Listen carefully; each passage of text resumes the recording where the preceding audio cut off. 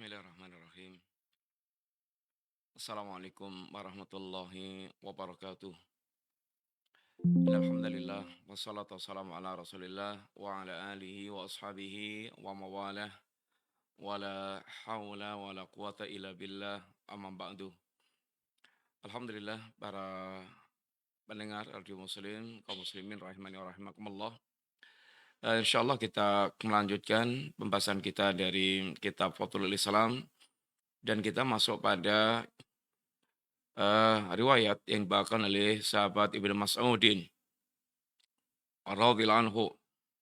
Sahabat Ibnu Mas'ud termasuk di antara sahabat senior dari kalangan para sahabat dan termasuk ulamanya di kalangan para sahabat Nabi. Dan Ibnu Mas'ud di antaranya juga terkenal dengan kerasnya terhadap bid'ah. Bagaimana riwayat yang telah insyaallah kita dengar bagaimana pengingkaran Ibnu Mas'ud kepada orang mereka melakukan halaqah dzikir yang tidak sesuai dengan apa yang diajarkan Nabi, di mana seorang membuat halaqah, kemudian ada komandannya di situ, lalu memberikan aba-aba, ini sabbihu miatan marah, kabiru miatan, halilu miatan, memberikan komando-komando. Yang kemudian ketika Ibnu Mas'ud mendatangi halaqah tersebut, mengingkarinya, dan diantaranya perkataan beliau, la'allakum ala miladin ahda an milati Muhammadin. La'allakum ala milatin ahda an milati Muhammadin sallam. Apakah Anda merasa di atas agama atau amalan yang lebih lurus dibandingkan dengan agama atau amalan Rasulullah sallam? Au ala au muftadhihu babi dhalalah. Atau kalian ingin menjadi pembuka pintu kesesatan. Ini adalah pengingkaran Ibnu Mas'ud. Karena orang melakukan bid'ah itu, imam dia merasa di atas amalan yang bagus, lebih baik dari yang diamalkan Nabi, atau dia akan menjadi pembuka pintu kesesatan. Dua-duanya merupakan hal yang tercela, merasa lebih baik di atas amalan Nabi. Ini tentu adalah pikiran dan perasaan yang sesat. Menjadi pembuka pintu kesesatan juga merupakan perkara yang besar. Dia akan menggendong dosanya orang-orang sesat melalui dia. Kemudian Ibnu Mas'ud juga seorang yang diantaranya Nabi pernah mengatakan tentang keutamaan Ibnu Mas'ud, bahwa betisnya Ibnu Mas'ud lebih berat dibandingkan dengan ini Gunung Uhud.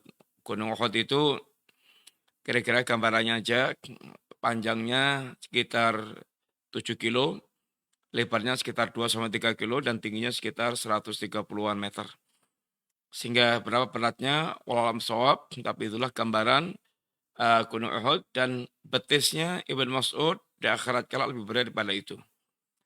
Dan semua itu menunjukkan tentang keutamaan Ibnu Mas'ud radhiyallahu anhu.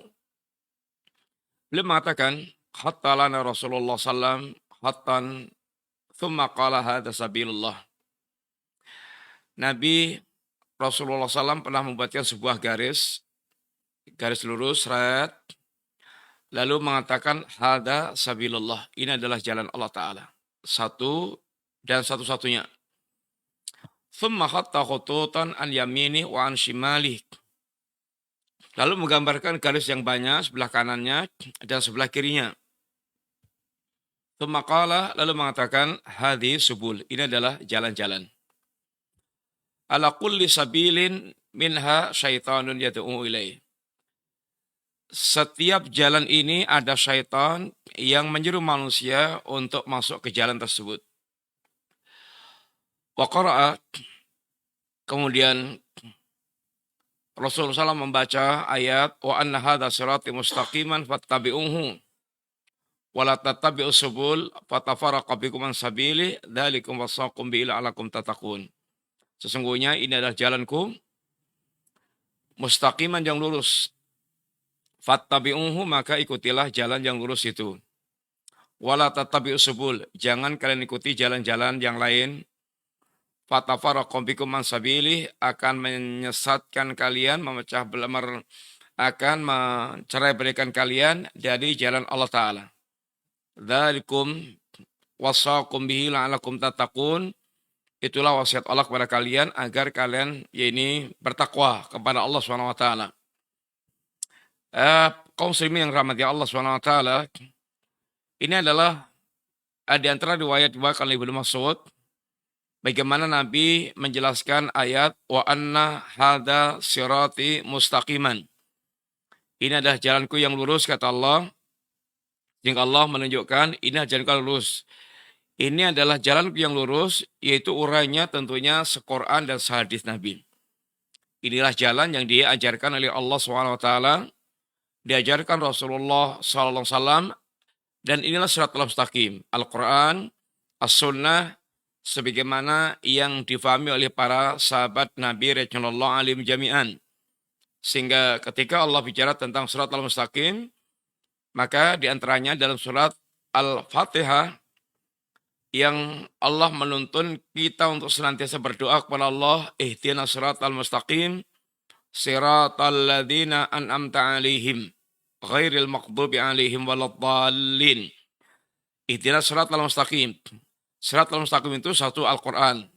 Yang Allah katakan, inna hadzal qur'ana yahdi lillati aqwam. Sungguhnya Al-Qur'an ini betul-betul menunjukkan pada jalan yang lurus. Kemudian yang kedua, as-sunnah as-sahihah, sunnah yang sahihah, yang Nabi kita yaitu menegaskan, atau yang Allah Subhanahu wa taala menegaskan, wa innaka latahdi ila siratal mustaqim. Engkau ya Muhammad benar-benar menunjukkan ke jalan yang lurus. Itu menuntun manusia dengan penjelasannya ke jalan yang lurus. Kemudian yang ketiga, siratal mustaqim itu siratal ladzina an'amta 'alaihim. Jalannya orang-orang yang telah Allah berikan kenikmatan pada mereka. Alladzina an'amta 'alaihim adalah para sahabat Nabi. Mereka adalah orang-orang yang telah ditakyin oleh Allah Subhanahu wa taala, atau di dalam ayat yang lainnya dijelaskan Al-an'amta 'alaihim adalah minan nabiyyin wasiddiqin wasadiqa wasyuhada wasalihin. Ulaika alladziina an'amallahu 'alaihim. Mereka lah orang-orang yang Allah berikan kepada atas mereka nabi, siddiqin, syuhada, salihin. Mereka adalah nabi dan para sahabat Nabi radhiyallahu alaihim jami'an. Kenapa para sahabat? Iya, karena para sahabat manusia terbaik. Sebaik-baik manusia adalah para sahabat yang Allah mengatakan kuntum khaira ummatin. Kalian adalah sebaik-baik umat. Kemudian Allah telah memuji dalam Al-Quran secara mutlak tentang para sahabat Nabi dengan ungkapan-ungkapan yang pasti tidak akan pernah berubah sampai kiamat, karena yang memuji adalah Allah Ta'ala. Ulaika humus shadiqun, mereka adalah orang-orang yang telah jujur dalam agamanya. Ulaika humul muflihun, mereka adalah orang-orang yang sukses dalam bahkan agama ini. Ulaika humur rasyidun, mereka adalah orang-orang yang lurus dalam beragama. Orang-orang lurus ilmunya, lurus amalnya. Mereka adalah ulaika humul mu'minuna haqqan, mereka orang-orang mukmin yang hak, yang sejati. Ulaika, ya kemudian juga radhiyallahu anhu wa radu'an, Allah ridha kepada mereka dan mereka ridha kepada Allah Ta'ala. Ungkapan-ungkapan ini adalah datang dari Allah SWT yang tidak akan mungkin keliru karena Allah yang memujinya dan tidak akan pernah berubah. Demikian pula Rasulullah SAW pula yang telah memuji para sahabat Nabi dengan ungkapan khairun nasi qarni, sebaik-baik manusia adalah manusia pada zamanku. Selain juga Nabi memuji secara person dari para sahabat Nabi, mereka ada ahlul jannah. Ala kulli hal, bahwa yang pertama kali berat dikatakan mereka mendapatkan nikmat Allah adalah para sahabat Nabi radhiyallahu alaihim jami'an. Dan kita diperintahkan Allah untuk mengikutinya dan diancam kalau kita menyelisihinya. Wattabi man sabi wattabi ini ya wattabi man ikutilah wattabi sabila man anaba ilayya. Ikutilah jalannya orang mereka kembali kepadaku. Kata Ibnu Qayyim, kullu sahabah munibuna ilallah. Para sahabat orang mereka selalu kembali kepada Allah Subhanahu wa taala.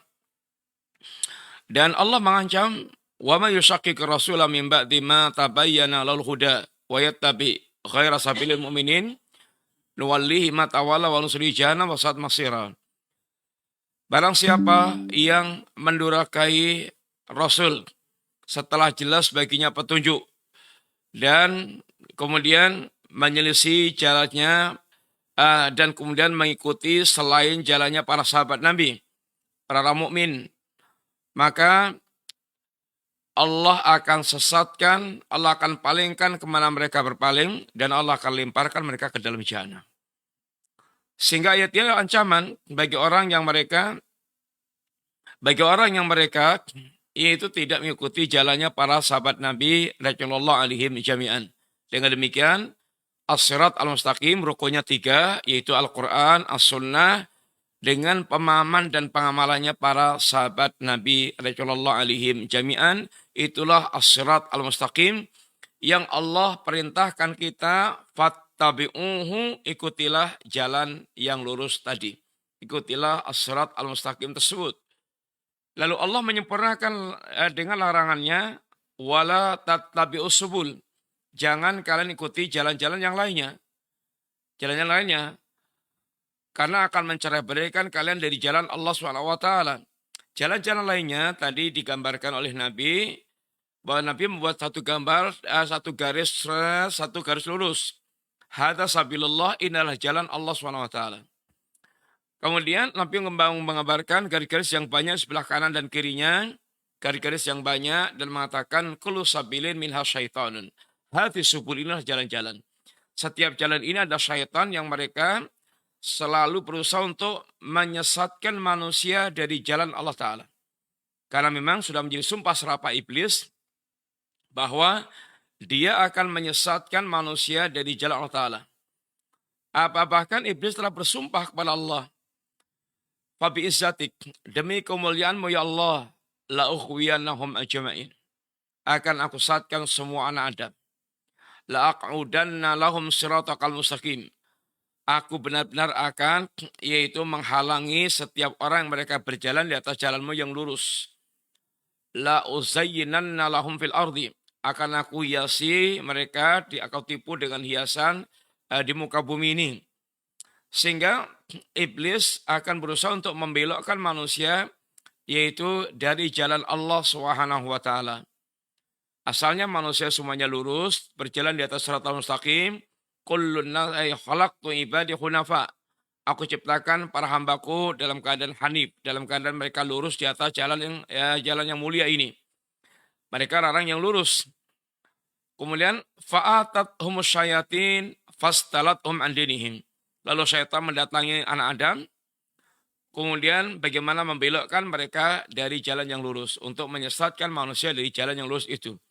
Oleh karena itulah, ini syaitan dia akan senantiasa berusaha bagaimana mengarahkan manusia untuk mereka membelok ke jalan-jalan setan. Dan itu akan diikuti syaitan sepanjang zaman. Akan syaitan lakukan sepanjang zaman. Selama jasad manusia masih hidup, maka syaitan bersumpah di hadapan Allah, iblis bersumpah di hadapan Allah bahwa akan menyesatkan manusia sampai detik-detik terakhirnya. Oleh karena itulah Imam Ahmad, beliau ketika antara siuman, antara sadar dan pingsannya, di detik menjelang wafatnya beliau, ketika anaknya mentalkan kalimat la ilaha illallah, tahu-tahu keluar kalimat la ba'du, la ba'du. Enggak sebelum ini, enggak setelah ini, enggak setelah ini. Ketika sadar, sang anak tanya ayah, tadi engkau mengucapkan kalimat la ba'du, apa itu maksudnya? Maka kata sang ayah, wahina iblis datang padaku, dan iblis mengatakan, futtani ya Ahmad, engkau telah selamat dariku. Kalimat ini oleh iblis bukan artinya pujian, tapi adalah ingin memasukkan ujub. Agar Imam Ahmad bisa ujub dengan perbuatannya itu, yang ujub ini akan bisa menggugurkan amal. Maka iblis tidak akan membiarkan seorang lepas gitu aja sampai detik-detik terakhirnya. Maka kata Imam Ahmad, belum, batu setelah ini, baru akan selamat. Ini adalah bagaimana iblis menyesatkan manusia sampai mengawal manusia sampai detik-detik terakhirnya. Kalau bisa jangan sampai manusia itu lepas gitu aja. Dan sudah menjadi tekad iblis seperti itu. Iblis, bagaimana mereka menyesatkan manusia yaitu dengan dua jalan yang paling pokok, yaitu sabilus syahwat dan sabilus syubhat. Jalan syahwat dan jalan syubhat. Ini yang akan menjadi modal pokok iblis untuk menyesatkan, akan diiringi sepanjang zaman. Sepanjang zaman. Jalan syahwat, yakni di mana kalau syahwat itu akan merusak iradah, merusak keinginan-keinginan manusia. Sehingga mereka amalnya rusak, jalannya bengkok, dia kemudian masuk ke berbagai macam keinginan-keinginan syahwat, tenggelam dalam syahwat. Syahwat harta, syahwat kekuasaan, syahwat jabatan. Yang manusia apabila mereka kemudian dililit oleh syahwat seperti ini, dia akan bengkok amalnya, akan rusak amalnya. Walaupun dia berilmu, maka seakan-akan ilmunya nggak berfungsi lagi. Contoh mamanya, orang yang mereka terlilit syahwat harta, maka dia hanya membayangkan bagaimana menjadi kaya, menjadi kaya, menjadi kaya, menjadi kaya, yang ada adalah rumusnya adalah hidup kaya. Lalu dia nggak peduli apakah cara mendapatkan harta kekayaan itu dengan cara halal atau dengan cara haram. Dia akan berusaha untuk mengumpulkan harta sebanyak-banyaknya, secepat-cepatnya. Yang penting dia kemudian segera mengumpulkan harta dan tidak peduli dengan cara mengumpulkannya, halal atau haram. Orang kayak gini dinasihati akan susah banget. Karena yang diburu adalah ini keinginan syahwatnya. Demikian pula orang yang mereka tergila-gila dengan jabatan kekuasaan, dia akan raih dengan segala macam cara, yang penting dapat jabatan atau kekuasaan. Dengan cara bahkan nyerempet-nyerempet syirik, kufur, nifak, bid'ah, maksiat, nggak ada masalah. Yang penting dapat jabatan tersebut. Demikian juga orang mereka tergila-gila dengan syahwat perempuan, tertarik, kecantol dengan terfitnah dengan perempuan. Maka dia akan fokusnya adalah bagaimana bisa mendapatkan perempuan itu, walaupun bahkan agamanya rusak-rusakan. Ini syahwat. Sehingga syaitan akan menebar ini syahwat ini. Syaitan akan menuntun manusia ke jalan-jalan syahwat. Sehingga orang mereka terlilit dengan syahwat seperti ini, ilmu mereka seperti sudah nggak berguna lagi. Yang kedua, syaitan akan menjerat manusia dengan jalan syubhat. Jalan-jalan syubhat. Sehingga manusia mengalami kerusakan ilmu. Sehingga mereka tidak jelas dalam memandang hakikat kebenaran. Tidak bisa lagi membedakan antara tauhid dengan syirik, sunnah dengan bid'ah, al-haq dengan al-batil, kemudian terang dengan gelap, benar dengan salah, dan seterusnya. Sehingga akhirnya dia pun masuk ke lorong-lorong kesesatan. Maka dua-duanya sangat berbahaya. Bahkan orang mereka terjerat dalam syubhat lebih berbahaya dibandingkan dengan terjerat dalam syahwat. Seringnya orang kalau mereka terjerat dalam syahwat itu menyadari dia keliru. Menyadari dia dalam posisi salah. Sehingga kemungkinan bertaubatnya lebih besar. Tapi orang yang mereka terjerat di dalam syubhat, yaitu berbagai macam pemikiran sesat, bid'ah-bid'ah dan segala macamnya, maka dia akan merasa bahwa dia di atas jalan yang lurus. Orang mereka terkena syubhat ini secara umum masuk di dalam ayat Allah SWT, alladzina dhalla sa'yuhum fil hayati dunya wa hum yahsabuna annahum yuhsinuna sun'a. Mereka adalah orang-orang yang sesat dalam kehidupan dunia mereka, tapi mereka menyangka bahwa dirinya orang-orang yang sedang berbuat baik. Maka kata salaf kita, al-bid'atu ahabbu ila iblis minal maksiyah. Bid'ah itu lebih dicinta iblis dibandingkan dengan kemaksiatan. Kenapa? Al-maksiyah ini al-bid'atu la yutab wal maksiyah yutab. Bid'ah itu susah banget ditobati. Artinya kemungkinan taubatnya itu kecil. Sedangkan maksiat lebih besar kemungkinannya bertobat. Kenapa? Karena orang bertobat itu modalnya merasa salah, merasa keliru, dia merasa ini berbuat yang menyimpang. Tapi kalau bid'ah ini, bagaimana dia akan tobat, sedangkan dia merasa benar, di atas petunjuk, lurus, kemungkinan tobatnya kecil banget. Maka dikatakan bid'ah lebih dicinta iblis daripada maksiat, karena tingkat awetnya di atas kesehatan itu lebih langgeng.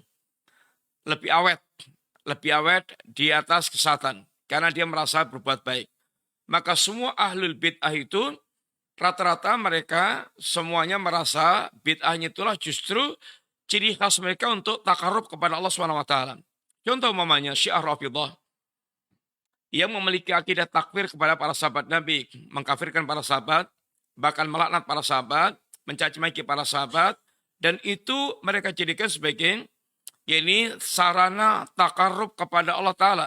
Semakin mereka banyak melaknat Abu Bakar dan Umar, semakin mereka itu mencaci maki para sahabat, semakin mereka memiliki keutamaan di sisi Allah SWT. Kemudian demikian pula mut'ah. Kawin mut'ah, kawin kontra itu adalah zina. Tapi mereka jadikan sebagai taqarruban ilallah. Dengan itu justru dia merasa mendekatkan diri kepada Allah SWT. Demikian juga ini Khawarij yang mengkafirkan sahabat Ali bin Abi Thalib, bahkan sampai pembunuhannya terhadap sahabat Ali bin Abi Thalib itu mereka jadikan sebagai bentuk takarrub kepada Allah, sehingga justru mereka berbangga ketika bisa membunuh sahabat Ali bin Abi Thalib. Kemudian orang-orang sufi mereka menjadikan tari-tarian mereka sebagai yaitu taqarruban ilallah, nyanyi, nari, joget, itu termasuk bagian daripada taqarrub mereka kepada Allah SWT. Demikian pula orang-orang penyembah kubur. Mereka jadikan pengagungan mereka kepada kuburan itu sebagai sarana taqarrub kepada Allah SWT. Jahmiyah yang mengingkari sifat-sifat Allah, nama dan sifat Allah, dan ini jelas-jelas kekufuran, mengingkari apa yang jelas-jelas Allah sebutkan dalam Quran, apa yang Nabi sebutkan dalam sunnahnya. Tapi Jahmiyah justru menjadikan pengingkaran mereka terhadap nama dan sifat Allah itu adalah bentuk penyucian mereka kepada Allah. Begitulah cara mereka menyucikan Allah SWT. Demikian pula seluruh ahlul bid'ah, orang-orang mereka menyimpang akan menjadikan yaitu penyimpangannya itu justru seakan-akan perbuatan yang bagus di atas petunjuk, bahkan dia merasa bertakarub kepada Allah dengan cara-cara bid'ah tersebut.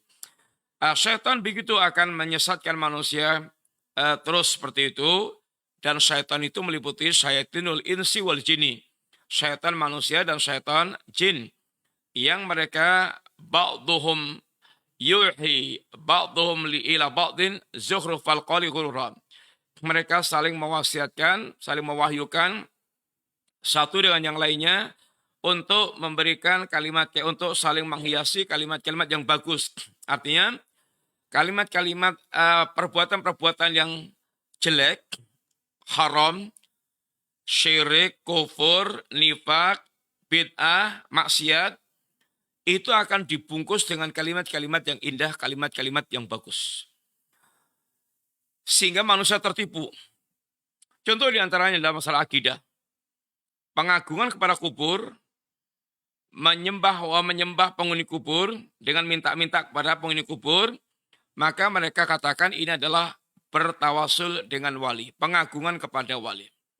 Mengagungkan wali, memuliakan wali. Memuliakan wali itu wajib. Karena membenci wali adalah bisa menjadi musuh Allah, Allah akan memeranginya. Tapi apa yang mereka lakukan itu bukan memuliakan wali, tapi menyembah manusia, menyembah penghuni kubur. Perbuatan syirik, maka diungkapkan dengan istilah pemuliaan kepada wali. Bagus ungkapannya itu. Kemudian, dalam masalah ibadah umpamanya, apa yang mereka lakukan yang tidak ada dasarnya, dari Nabi nggak melakukan, sahabat nggak melakukan, Imam yang nggak melakukan, lalu mereka hidupkan, bahkan menjadi ciri khas syiar yang mereka katakan syiar. Dan mereka katakan inilah ekspresi kecintaan kepada Nabi. Kalau tidak melakukannya berarti nggak cinta Nabi. Sehingga dia hujat-hujat orang mereka tidak melakukan perayaan seperti itu. Ini adalah mereka anggap itulah cara mereka justru mencintai Allah, mencintai Rasulnya, mendekatkan diri kepada Allah Ta'ala. Demikian pula, yaitu ungkapan-ungkapan tentang kemaksiatan, pergaulan bebas, telanjang, berpakaian menampakkan ini aurat, kemudian laki-laki perempuan caur baur, itu mereka katakan sebagai bentuk ini kemajuan. Ini modern, kehidupan modern, maju, modern, tidak tersekat-sekat, tidak terlilit-lilit, tidak terkungkung-kungkung. Sedangkan ketaatan kepada agama itu dianggap ortodok, kolot, kemudian terbelakang, kampungan, goblok, dan seterusnya. Itu adalah ungkapan-ungkapan yang dilakukan oleh orang-orang munafik, zindik, terhadap orang mereka berpegang teguh dengan agama Allah Subhanahu wa Ta'ala. Maka ini setan-setan manusia selalu juga berbisik dengan setan-setan kalangan jin.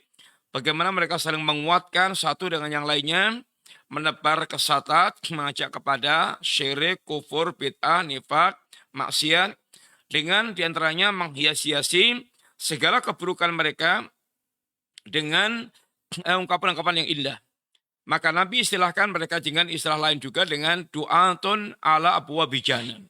Dai-dai yang mereka seruannya justru mengajak kepada jahanam. Man ajabahum ilaiha qadafuhu biha. Barang siapa yang mereka menyambut seruan dai jahanam akan dilemparkan ke dalam yaitu jahanam. Mereka mendakwahkan syahwat, mendakwahkan syubhat, mereka mendakwakan hal-hal yang justru akan menjerumuskan ke dalam ini jahanam. Oleh karena itulah, seorang muslim hendaknya dia waspada ketika meniti siratal mustaqim, maka banyak jalan-jalan jebakan yang akan mengantarkan dia ini rusak, akan menjadikan dia terjebak di dalam kesesatan, dalam kerusakan. Ima itu syahwat, ima itu syubhat, dua-duanya merupakan jalan setan yang ditebar untuk menyeret manusia ini kepada ini keburukan, kesehatan. Sehingga hendaknya seorang yang mereka berjalan di atas jalan yang lurus ini istiqamah. Jangan tolak-tolak ke kanan ke kiri, karena pintu-pintu sesatnya itu banyak banget. Yang kalau Nabi menggambarkan jalan yang lurus ini kanan kirinya tembok yang terbuka. Lalu yang terbuka ini adalah pintu-pintu penyimpangan hanya ditutup dengan korden. Sehingga sangat gampang banget untuk dia belok masuk ke dalam penyimpangan tersebut, apalagi ada penyerunya, ayo masuk sini, ayo masuk sini, ayo lewat sini, ayo lewat sini. Ini setan. Maka seorang muslim harus bagaimana lurus terus. Jangan pedulikan seruan-seruan yang akan menyeret kepada kesesatan. Zaman kita zaman sekarang, zaman medsos, media sosial, internet, maka lebih sangat rawan lagi. Seruannya di tangan kita, setan-setannya kita kumpulkan di HP diantaranya. Kalau kita kemudian salah ngeklik, maka yang akan muncul setan-setan yang akan menyeret kita, mengajak kita kepada ini penyimpangan-penyimpangan. Sehingga kadang nggak sadar, dia kemudian keseret, keblondrok-blondrok, ini masuk ke lorong-lorong jenis setan. Maka waspadalah kaum muslimin, jangan lupa berdoa kepada Allah SWT untuk dikokohkan kakinya di atas siratal mustaqim. Allahumma ya muqallibal qulub, tsabbit qulubana ala dinik. Ya Allah, yang membolak-balikkan hati manusia, kokohkan hatiku di atas ini agamamu. Sehingga betul-betul seorang muslim akan waspada. Dengan sepenuhnya, kewaspadaan sepenuhnya. Maka ada syariat tanasuh, saling mengingatkan agar itu tidak terblondrok, tidak terseret oleh arus syaitan. Mudah-mudahan Allah menjadikan kita di antara hamba Allah yang beriman, yang bertakwa, memperbaiki segala kondisi kita, dan kita berlindung kepada Allah dari fitnah-fitnah yang akan menghancurkan kita, fitnah yang ma dhahara minha wa batan, yang Nabi memerintahkan ta'awwadu minal fitan, ma dhahara minha wa batan. Na'udzubillahi minal fitan, ma dhahara minha wa batan. Kita berlindung kepada Allah dari fitnah yang nampak maupun yang tidak nampak. Kita berlindung kepada Allah dari fitnah-fitnah bid'ah, kemudian hawa nafsu, dan Allah semoga senantiasa membimbing kita di atas siratal mustaqim. Ini para pendengar Radio Muslim yang kita sampaikan. InsyaAllah kita nanti masuk pada pembahasan yang lainnya. Ini bab tentang ghurbatul Islam dan fadlul ghuraba, tentang keterasingan Islam, dan ini keutamaan orang-orang yang mereka terasing karena agamanya. Demikian, mudah-mudahan bermanfaat. Wassalamualaikum warahmatullahi wabarakatuh.